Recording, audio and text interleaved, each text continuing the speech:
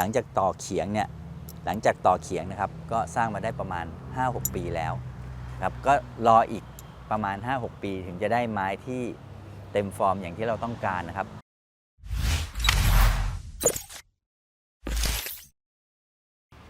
ปัจจุบันนี้แนวความคิดในการทำต้นไม้ในการทำบอนไซนะครับจะมีรูปทรงที่หลากหลายมากขึ้นบางต้นเราเห็นจินตนาการของผู้สร้างนะครับก็รู้สึกชื่นชมเขาที่เขากล้าออกนอกกรอบนะครับซึ่งจริงๆแล้วนอกกรอบมันก็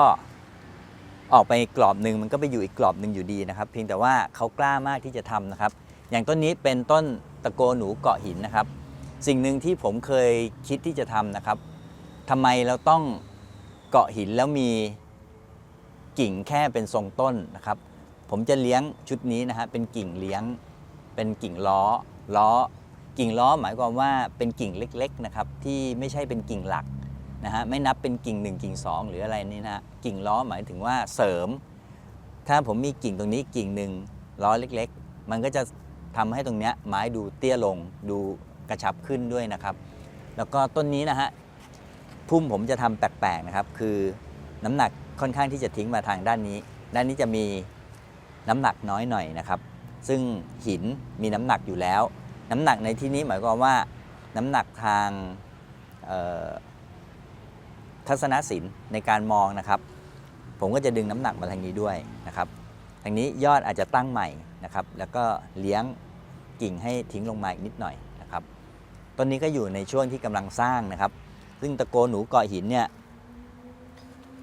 ค่อนข้างที่จะยากนิดนึงคือระบบรากของตะโกเนี่ยเขาจะบอบบางนะครับเมื่อทำเป็นเกาะหินได้เนี่ยแต่ต้นเนี้ยถือว่าอยู่รอดปลอดภัยแล้วนะครับผมก็จำเป็นต้องเลี้ยงกิ่งตาพวกนี้เอาไว้บ้างนะฮะเพื่อดึงน้ำเลี้ยงขึ้นมานะฮะแล้วเราจะได้เรียนรู้ว่ารากเส้นนี้ยังไม่ทิ้งนะครับอันนี้เป็นเทคนิคเล็กๆน้อยๆที่มานำเสนอกันในวันนี้ครับแนวความคิดในการสร้างตะโกอีกต้นหนึ่งนะครับต้นนี้นะฮะถ้าเป็นยุคก่อนนะครับเราอาจจะไม่เล่นกันหรือมาตัดเลี้ยงเป็นคนคู่นะฮะตัดต้นนี้เตี้ยตัดต้นนี้เป็นต้นแม่อะไรอย่างนี้นะครับแต่ผมเห็นว่าโครงสร้างของเขาเนี่ยขึ้นมาเป็นธรรมชาติของเขาอยู่แล้วนะครับผมก็เลยไม่ตัดเตี้ยนะครับแล้วสร้างทรงสูงไปเลยนะฮะออกเป็นทรงถ้าเราจะเรียกกันจริงๆก็คือทรงแนวธรรมชาติแต่จริงๆแล้วมันก็คือต้นคนคู่ต้นแฝดนั่นเองนะครับเมื่อเราสร้างทรงสูงนะครับไม้มันก็จะดูมีเสน่ห์อีกอย่างหนึ่งนะครับมีมิติมี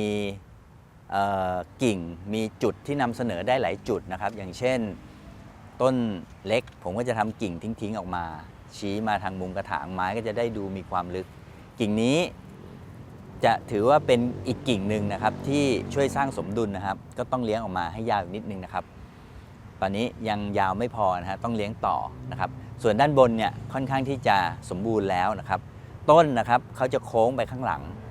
แล้วก็ตีโน้มมาข้างหน้านะฮะอันนี้ก็เป็นหลักการของการทำไม้ของญี่ปุ่นเขาบอกว่าเป็นการคำนับคนดูนะครับแต่จริงๆแล้วการสร้างบอนไซเป็นการมองใกล้นะครับเหมือนกับว่า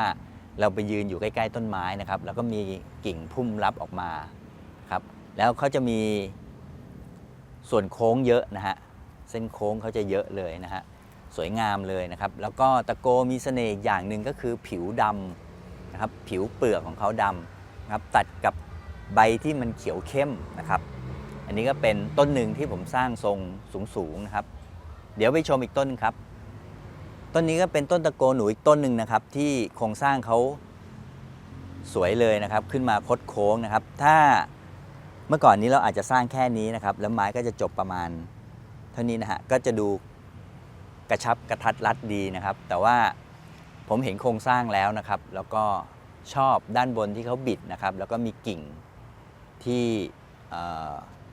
ให้ความลึกนะครับมีกิ่งทางด้านข้างต่างๆพวกนี้นะครับกิ่งนี้เราจะไม่ถือว่าเป็นกิ่งหลักนะครับอันนี้ถือเป็นกิ่งล้อหมายความว่าเหมือนเป็นกิ่งเสริมให้ต้นไม้เนี่ยดูตรงนี้ไม่ว่างเกินไปนะครับหรือถ้าเราไม่เอากิ่งนี้นะครับเราก็อาจจะดึงกิ่งทางด้านบนเนี่ยลงมาช่วยทางด้านล่าง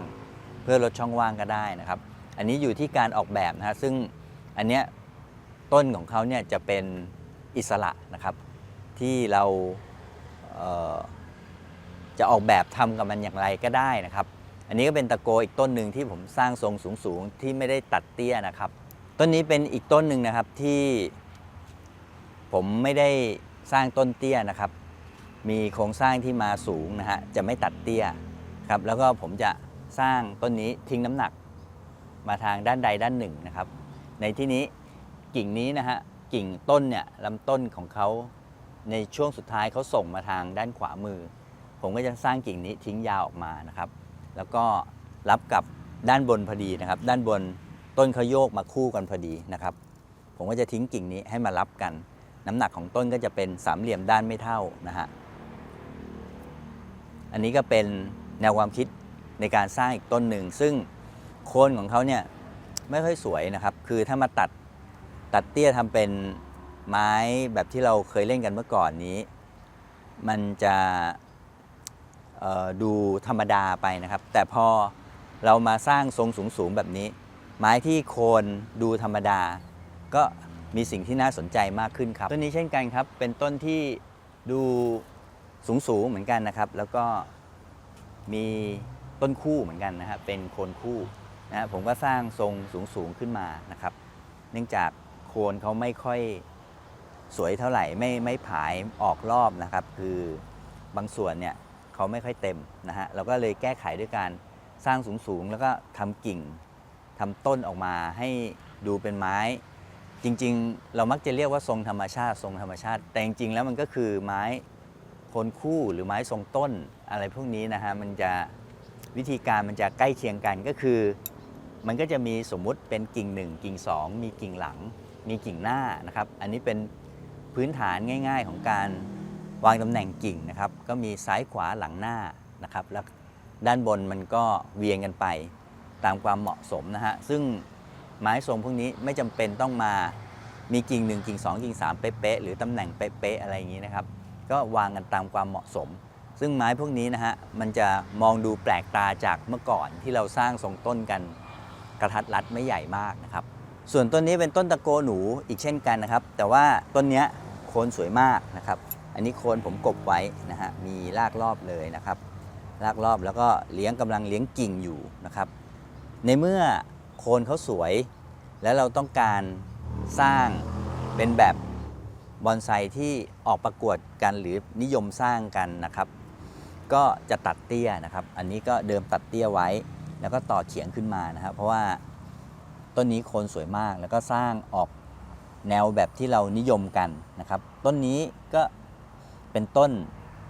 แฝดนะครับเหมือนเป็นไม้ต้นง่ามนะครับก็วิธีการสร้างก็เหมือนกับทั่วๆไปนะครับวางกิ่งซ้ายขวาหน้าหลังกิ่งขวาซ้ายหลังหน้าหรืออะไรก็ตามความเหมาะสมนะครับแล้วก็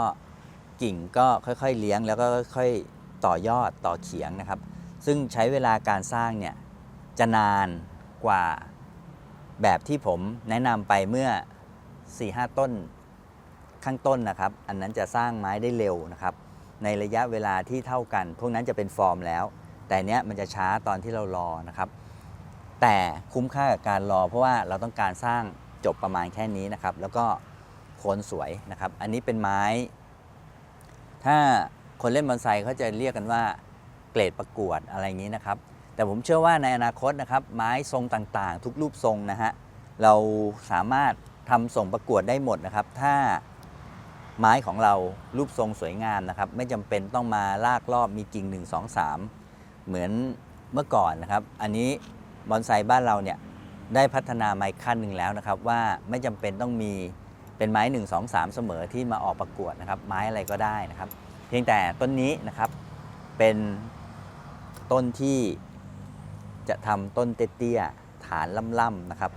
แล้วก็ฐานรากรอบนะครับก็เลยต้องเลี้ยงในกระถางใหญ่ก่อนนะครับเดี๋ยวพอได้กิ่งนะฮะได้ยอดในบางส่วนเนี่ยผมก็จะเปลี่ยนลงกระถางเกือบกระถางจริงนะครับลดขนาดลงมาอีกหน่อยหนึ่งนะฮะแล้วก็นานมากนะครับไม้ชุดพวกนี้กว่าจะสร้างได้ผมว่าต้องเป็น10 ปีกว่าจะได้เป็นฟอร์มที่สวยงามนะฮะอันนี้ก็ผ่านมาประมาณครึ่งทางแล้วนะครับสร้างมาได้ประมาณ 5-6 ปีแล้วนะครับ หลังจากต่อเขียงนะครับก็สร้างมาได้ประมาณ 5-6 ปีแล้วครับก็รออีกประมาณ 5-6 ปีถึงจะได้ไม้ที่เต็มฟอร์มอย่างที่เราต้องการนะครับแต่ไม้รูปแบบแรกที่แนะนำไปประมาณ 4-5 ปีนะครับก็จะได้ฟอร์ม 6-7 ปีนี่ไม้ก็จะเต็มฟอร์มแล้วนะครับอันนี้ก็เป็นแนวความคิดต่างๆในการสร้างตะโกที่เราได้โครงสร้างมาต่างกันนะครับก็ใช้วิธีการสร้างที่ต่างกันไปนะครับก็จะได้บอนไซที่มีความหลากหลายมากขึ้นครับ